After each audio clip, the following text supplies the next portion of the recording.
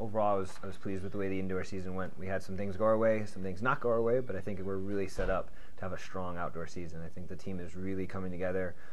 You mentioned some strong individual performances, but I think what really stood out to me was the depth of our team. We're fairly young.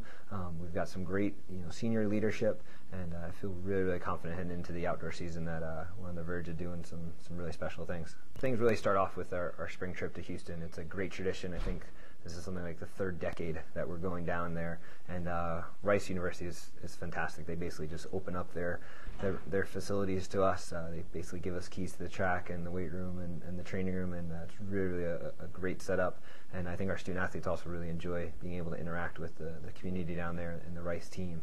But that's a chance for us to get in some warmer weather, some great training, to really come together as a team, especially across event groups, to really bond together. And then we'll cap off the week down there with a good competition, and then I think that really sets us up then to be able to go with the rest of the outdoor season, to get in the competitions that we need to continue to progress and build towards what we're ultimately striving for, and that's our dual meet with Yale in the middle of April, and then the Ivy League Championships the first week in May.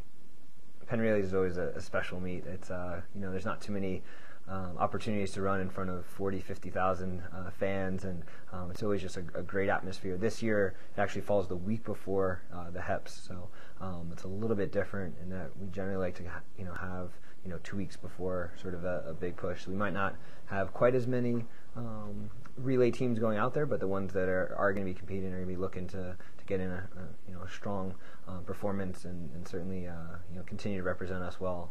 It's been a great chance to really run some fast times and gain some confidence heading into HEPS. Yeah, I think we just need to continue to build on what we've been able to establish here. I feel like last year was sort of a blip on the radar, and that this program is ready to be in the upper echelon of the Ivy League and consistently up there. And so it's up to each student athlete on the team, regardless of sort of where they fit in on the overall roster, to be doing their part, to be chipping in and working hard and supporting each other. But I feel really confident that we're set up to have a great outdoor season.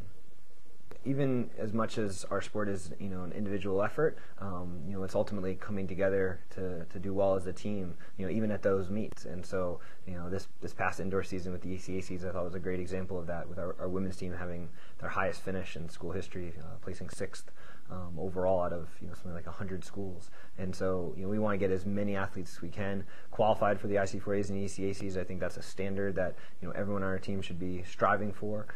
And while it's going to be more individual based than it would be at HEPS, it's still represent that H on your chest and do as well as you can for your school and your team. And it's that opportunity to do something bigger than just any one of us could do on our own.